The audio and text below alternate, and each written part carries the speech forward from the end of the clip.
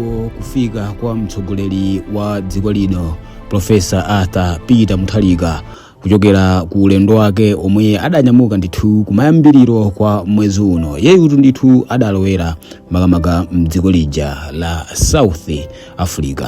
Trip imeneyi amati ndi ya private, sinali ya ulendo, sunali ulendo wa boma. Komano chimene ndabwerera pano choti tingofuna tifotokoze ziwiri zitatu za chilendo zimene zikuoneka pa ndipiti umenewu. Tonse tikhoza kupanga notice kunena kuti pa ndipiti umenewu magalimoto achepa ndithu, pangodutsa ndithu magalimoto owerengeka, galimoto yoyamba yoliza sailini, ina yachiwiri kenako kandipiti ndithu ka magalimoto kandi 4-5 kamene kamakuta galimoto imeneyi ya mtsogoleri wa dziko lino Profesa Arthur Peter Mutharika. Pajatu iyeyu adanena kuti adzayesetsa ndithu kuchita zinthu zoteteza chuma cha dziko lino. Ina mwa iyo ndikuchepetsa ndithu makamaka magalimoto amene amakhala pa mdipiti umenewo. Musaiwale kuti magalimoto amene akachuluka ndikutinso ndalama ndi zambiri zimene zimalowa pamene pachifukwa mafuta komanso maservice amagalimoto amenewa ni ndalama za nkhani komanso ndikuti